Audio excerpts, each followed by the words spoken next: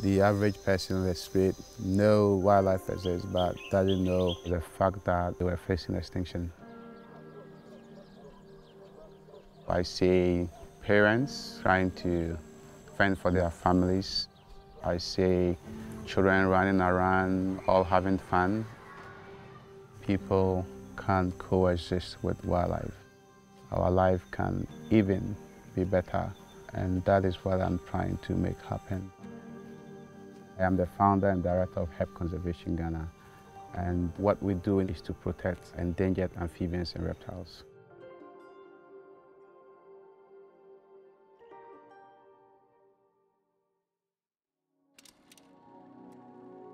I was literally born into conservation.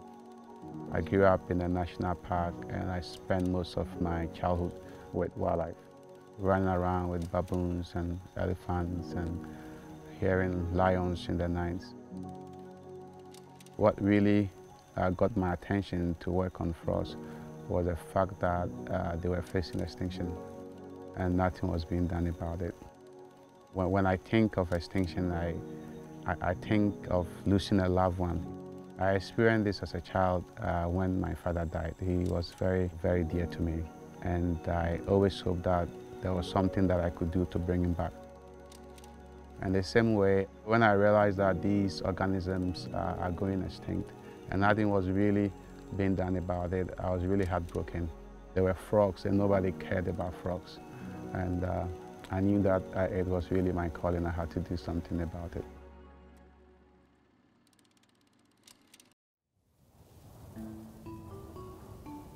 I came to Amezope, close to Ghana's boundary with the Republic of Togo, about 9 years ago.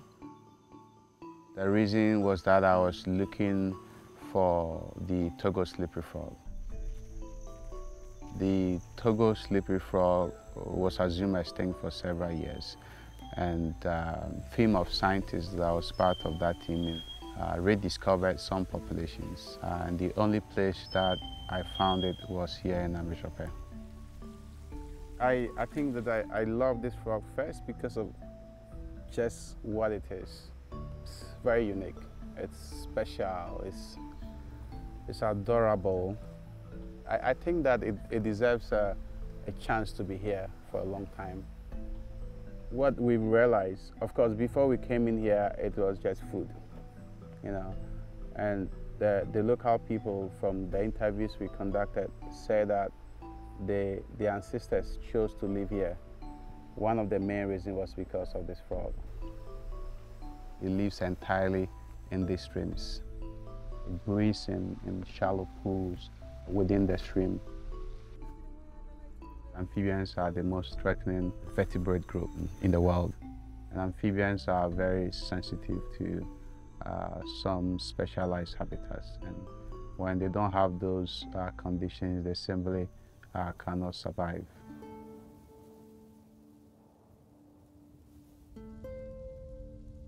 It is estimated that we've lost 80% of our forests in the last 100 years. A developing country trying to develop would always use the resources that are available to it. People want to survive, and so they'll clear more forests. It's not just forest. We're also going to lose other very important species. We know so little about amphibians in Ghana, and the reason is very simple. The reason is that until I started my work, there was no Ghanaian local person studying frogs. Every species is important. Protecting these tiny frogs is as equally important as protecting a tiger or an elephant. And without the forest, without the streams, there will be no visiting frogs.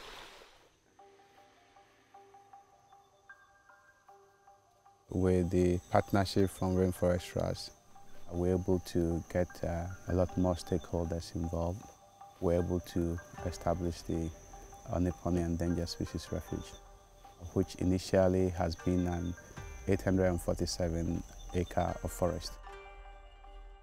Without the partnership with Rainforest Trust, we never could have come this far.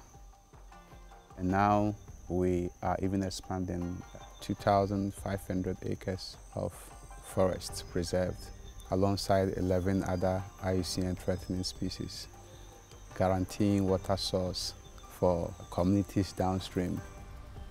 This is phenomenal. Community people have finally understood the need to conserve the forest and the frogs. Conservation will never be successful without community ownership.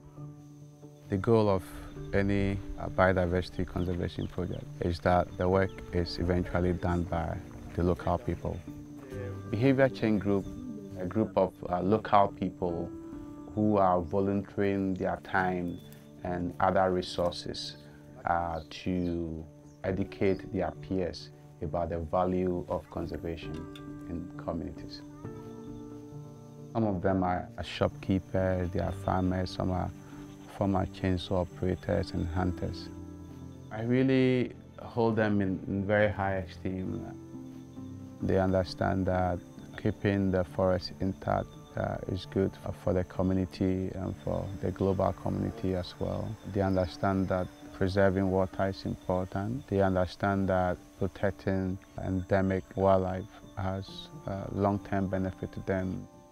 The world is in need of things that really work. We need examples. We need to show that this thing really works. And I think that's what this community is doing, trying to say that, hey, we can protect our forests and wildlife and still be better off. What I want for the future of Ghana is not any different from what I want for this community and for the rest of the world, which is more wildlife sensitivity. People are willing to live with wildlife. If we engage them using the right tools, we will be able to save species in this country. I'm getting there gradually. I started to prove a point that this is possible.